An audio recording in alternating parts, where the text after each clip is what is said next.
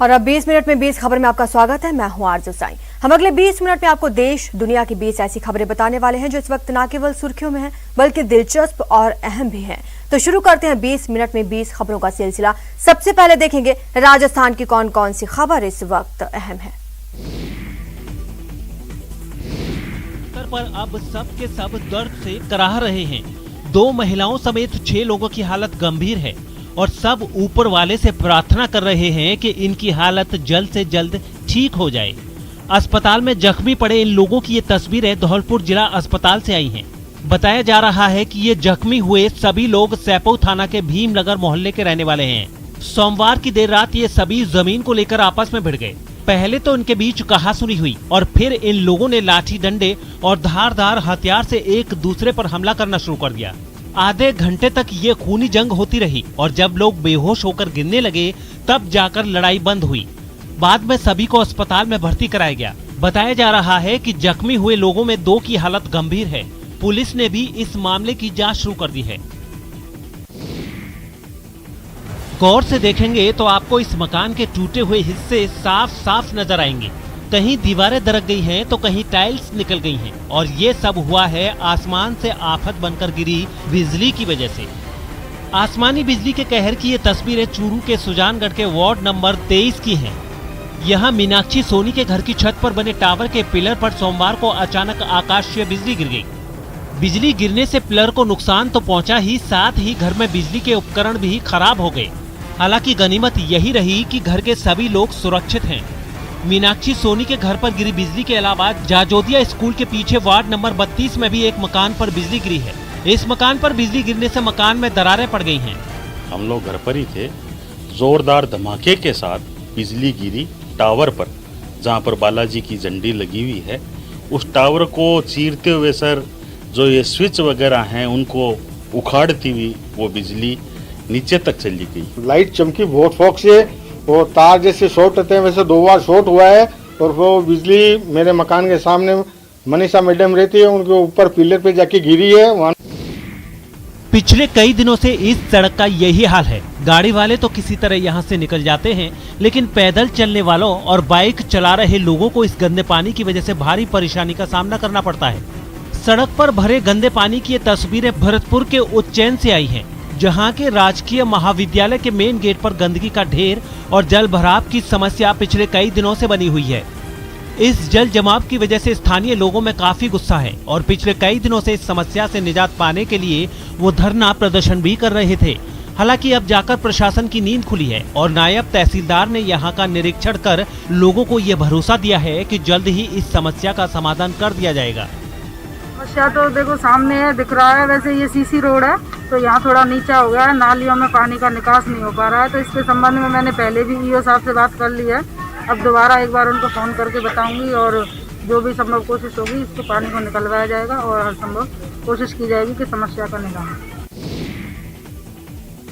हनुमानगढ़ के गोगा मेड़ी में लोक देवता गोगा जी के मेले में श्रद्धालुओं की भीड़ बढ़ती जा रही है और इस भीड़ की वजह से ये आशंका जताई जा रही है कि कभी भी कोरोना विस्फोट हो सकता है। आपको बता दें कि कोरोना की वजह से गोगा जी का मंदिर भक्तों के लिए बंद है। इसके बावजूद यहाँ मेले में रोजाना पूरे प्रदेश के साथ साथ उत्तर प्रदेश, बिहार, पंजाब, हरियाणा से हजारों श्रद्धालु आ रहे हैं। यहाँ आने वाले श्रद्धालुओं को रोकने में पुलिस प्रशासन और देवस्थान विभाग की तरफ से पहले तो कई दावे किए गए थे, लेकिन अब इन दावों की हवा निकल रही है। आपको बता दें कि मेले में बढ़ती भीड़ को रोकने के लिए कुछ दिन पहले जिला कलेक्टर नथमल डिडेल ने बैरिकेड्स लगाकर पुलिस जाब्ता लगाने की बात कही थी, लेकिन श्रद्धालु अब भी बेरोक टोक गोगाजी मंदिर तक पहुंच रहे हैं।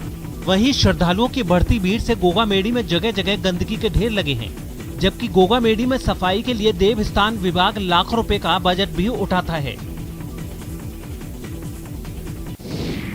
एक कमरे में एक दूसरे से सटकर बैठी इन महिलाओं को देखिए। ये नजारा है टोंक के उनियारा उपखंड में हो रहे महिला बाल विकास प्रशिक्षण कार्यक्रम का, जहां प्रशिक्षण के दौरान कोविड प्रोटोकॉल की धज्जियां उड़ाई गई। सामाजिक दूरी और मास्क जरूरी की बात भूल जाइए, खुद प्रशिक्षण दे रही मैडम ने मास्क नहीं लगाया था। पूछने के बाद झेपते हुए मुंह को दुपट्टे से ढकने लगी। मैडम ये बताएं, आज आपने जो ट्रेनिंग रखी है तो इसमें न तो आपने मास्क लगाया है न आपके किसी कार्यकर्ता ने मास्क लगाया है, तो क्या इस तरीके से मीटिंग होगी क्या?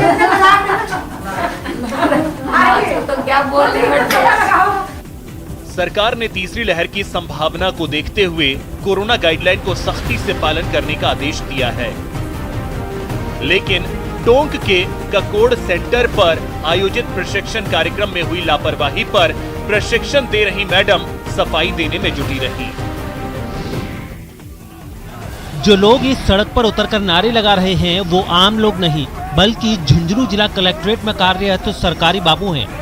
ग्रेड पे समेत कई मांगों को लेकर ये लोग सड़क पर उतरे हैं और अपनी मांगों के लिए नारेबाजी भी कर रहे हैं। इस प्रदर्शन से पहले इन कर्मचारियों ने मोरक्का कॉलेज से कलेक्ट्रेट तक वाहन रैली भी निकाली है और ये भी कहा है कि ये लोग 15 सितंबर को जयपुर में होने वाली महारैली में भी शामिल होंगे। और 15 सितंबर को हम जयपुर में कूच करेंगे, सभी डिपार्टमेंट उसमें जाएंगे। शिक्षा विभाग है, चिकित्सा है और हमारे कलेक्ट्रेट है, रेवेन्यू के जो भी हैं और सारे जितने भी मंत्रालय कर्मचारी जिले के बाबू हैं वो सारे जयपुर जाएंगे। इन कर्मचारियों का कहना है कि सचिवालय के कर्मचारियों के समान ही इनका वेतन भी होना चाहिए। एक दिव्यांग दबंगों के अत्याचार और सिस्टम की बेरुखी से इस कदर तंग आ चुका है कि अब खुद के लिए मौत मांगने को मजबूर है।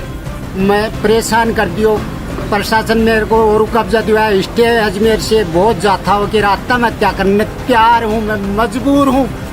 और ये आज कलेक्टर ने एप्लीकेशन देवाया हूँ कि रास्ता में क्या करूँगा। झुंझुनू के कलेक्ट्रेट पर यह दिव्यांग शख्स अपनी पत्नी के साथ जहर की पुड़िया लेकर पहुंच गया। कलेक्टर से अपना दर्द बयां करते हुए इच्छा मृत्यु की इजाजत मांगी है। इस बेबस शख्स का नाम महेश कुमावत है और ये गूढ़ागौड़ जी के पणजी का बास का रहने वाला है। महेश के मुताबिक उसकी जमीन और मकान पर दबंगों की नजर है।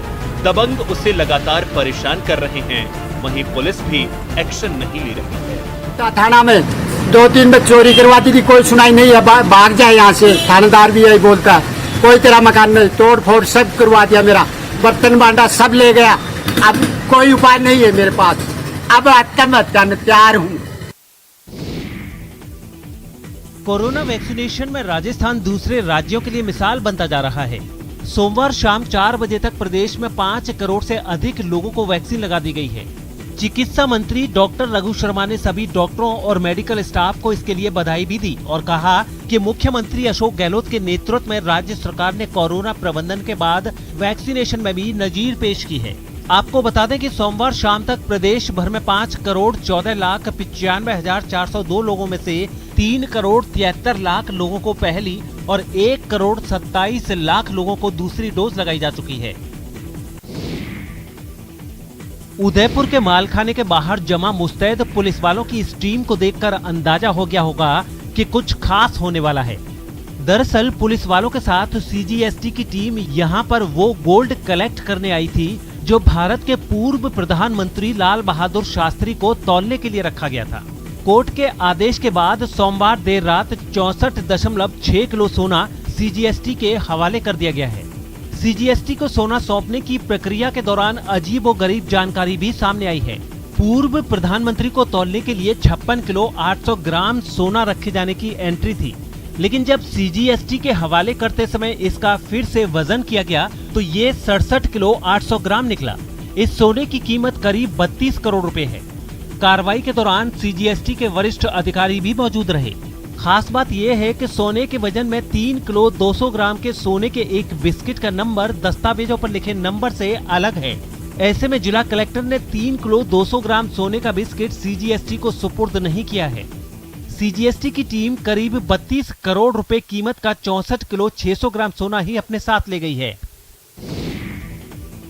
अद्भुत और अद्वितीय है ये कलाकारी। अब तक आपने तस्वीर बनाने के लिए किसी कलाकार को paint brush, sketch, oil paint और वैक्स और कलर पेंसिल का इस्तेमाल करते देखा होगा, लेकिन झुंझुनू के रहने वाले इकबाल खान रंग भरने के लिए कपड़ों की कतरनों का इस्तेमाल करते हैं। दूर से देखने पर किसी को यकीन नहीं होता कि इन पेंटिंग्स में कलर का इस्तेमाल नहीं हुआ है। लेकिन सच तो ये है कि इन्हें पेंट नहीं बल्कि कपड़ों की कतरनों से जीवंत किया गया है। निजी स्कूल में पढ़ाने वाले इकबाल खान झुंझुनू के गुड़ागौड़जी के रहने वाले हैं और पिछले 13 साल से कपड़ों की कतरनों से तस्वीरें बना रहे हैं। इन 13 साल में वो 80 से ज्यादा तस्वीरें बना चुके हैं। इकबाल का कहना है कि कपड़ों की जिन कतरनों को बेकार फेंक दिया जाता है वो उन्हीं कतरनों के इस्तेमाल से तस्वीरें बनाते हैं। तस्वीर बनाने के लिए इकबाल खान रोजाना 5 से 6 घंटे काम भी करते हैं। बचपन से शौक था पेंटिंग करने का। जब मेरा जयपुर आना जाना था तो बड़े बड़े कलाकारों की जो पेंटिंग्स देखता था, एक्रिलिक में, ऑयल पेंट में, वाटर कलर में, तो उनके जैसा बनाने का मैं बहुत कोशिश करता था, प्रयास करता था, लेकिन मैंने इतना समय बिगाड़ा कि मेरे से नहीं बन सकती थी। और अब देख लेते हैं कुछ अन्य राज्यों की खबरें। गुजरात के सौराष्ट्र में सोमवार को हुई भारी बारिश की वजह से 3 लोगों की मौत हो गई है। राजकोट और जामनगर में नदियां उफान पर हैं और निचले इलाकों में लोगों को जल भराव की समस्या का सामना करना पड़ रहा है। बारिश से गुजरात का हाल इस कदर खराब है कि वहां बचाव और राहत कार्यों के लिए एनडीआरएफ और एसडीआरएफ की टीमों को तैनात किया गया। जामनगर और राजकोट में तो लोगों को निकालने के लिए वायुसेना के हेलीकॉप्टरों की मदद भी ली गई है। राजकोट के कलावाड़ और जामनगर जिले के जाम जोधपुर में कार बहे जाने की अलग अलग घटनाओं में 1 महिला और 2 लोगों की मौत हो गई है। बारिश की वजह से जामनगर और कलावाड़ के बीच राष्ट्रीय राजमार्ग का एक हिस्सा भी बह गया है, जबकि जामनगर, अमरेली और पोरबंदर में भी स्टेट हाईवे पर आवाजाही रुक गई है।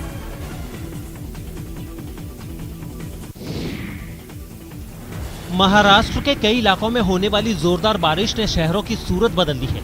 नासिक में तो इतनी बारिश हुई है कि शहर के कई हिस्सों में कमर तक पानी जमा हो गया है।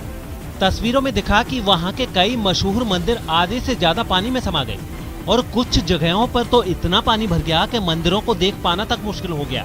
सारे शहर में बरसाती पानी नदी की तरह बहता नजर आया। एक शिव मंदिर का नजारा तो ऐसा था कि वहां सिर्फ त्रिशूल ही पानी के बाहर दिखाई दिया, बाकी सब पानी में पूरी तरह से समा गया। गोदावरी नदी में अचानक बढ़े जल स्तर ने दूसरे शहरों से आए लोगों के लिए भी परेशानी खड़ी कर दी। वहां पूजा पाठ करने जुटे लोगों ने कहा कि प्रशासन की तरफ से कोई व्यवस्थाएं नहीं की गई, जिसकी वजह से परेशानियां दोगुनी हो गई हैं।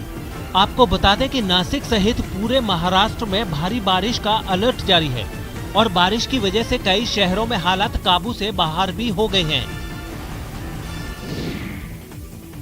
उत्तर प्रदेश के बुलंदशहर से हैरान करने वाला एक वीडियो सामने आया है।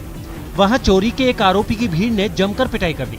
बताया जा रहा है कि आरोपी एक लड़की से उसका मोबाइल छीनकर भाग रहा था, लेकिन आसपास मौजूद लोगों ने उसे दौड़कर पकड़ लिया और फिर वहां देखते ही देखते भारी भीड़ जमा हो गई। इस बीच कुछ लोगों ने आरोपी को पीटना शुरू कर दिया।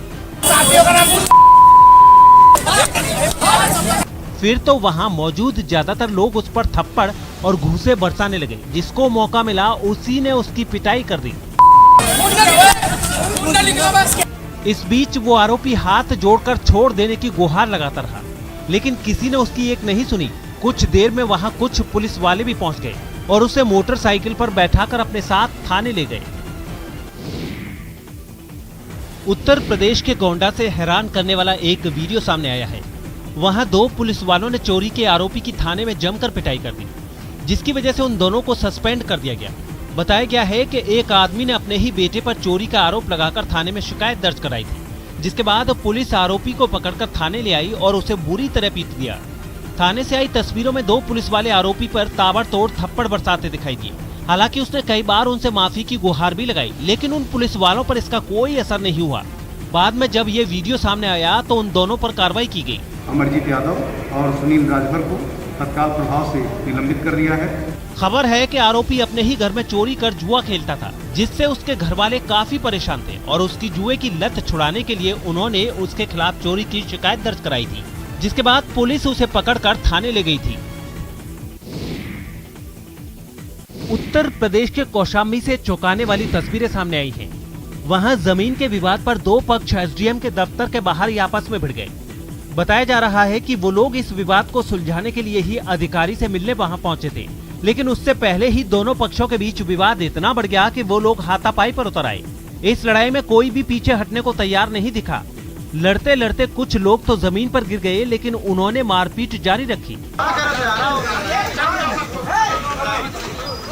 इस दौरान एसडीएम के दफ्तर में अपने अपने काम से आए लोग तमाशबीन बने रहे। तमाशबीन में से ही किसी ने मारपीट की इस वारदात का वीडियो बना लिया और सोशल मीडिया पर वायरल कर दिया। हालांकि काफी देर तक मारपीट होते देख कुछ लोगों ने बीच बचाव कर मामले को शांत कराने की कोशिश की, तब जाकर उनकी लड़ाई खत्म हुई। मध्य प्रदेश के शाजापुर से डरा देने वाली तस्वीरें सामने आई हैं। वहां कुछ लोगों ने बीच सड़क पर ही एक लड़के की जमकर पिटाई कर दी। बताया गया है कि वो लड़का मोहल्ले की एक लड़की के साथ घर से भाग गया था, जिस पर विवाद बढ़ा, लेकिन बाद में उन दोनों के परिवार वालों ने समझौता कर लिया। इस समझौते के बाद दोनों अपने अपने घर लौट आए, लेकिन इतने से लड़की के घर वालों का गुस्सा शांत नहीं हुआ था और उन्हें जैसे ही मौका मिला उन्होंने उस लड़के की पिटाई कर दी। लड़की के घर वालों ने बीच सड़क पर लड़के को पकड़ लिया और उस पर लात मुक्के चलाने लगे। इस हंगामे को देखकर वहां आसपास के लोगों की भीड़ जुट गई। लोगों ने बीच बचाव की कोशिश भी की, लेकिन लड़की के घर वाले नहीं माने। उन्होंने काफी देर तक उसकी पिटाई की। बाद में दोनों पक्षों ने थाने में एक दूसरे के खिलाफ शिकायत दर्ज करवाई। अगर कोई अन्य धारा भी बनती होगी तो उसकी भी कार्रवाई की जाएगी, आरोपियों के खिलाफ कार्रवाई की जाएगी। दिल्ली के पास हरियाणा के सोनीपत से हैरान करने वाला वीडियो सामने आया है। वहां एक दुकानदार ने लूट की वारदात को अंजाम देने वाले एक हथियारबंद लुटेरे को खाली हाथ ही दबोच लिया और उसकी इस बहादुरी की गवाही दुकान में लगे सीसीटीवी कैमरे ने भी दी।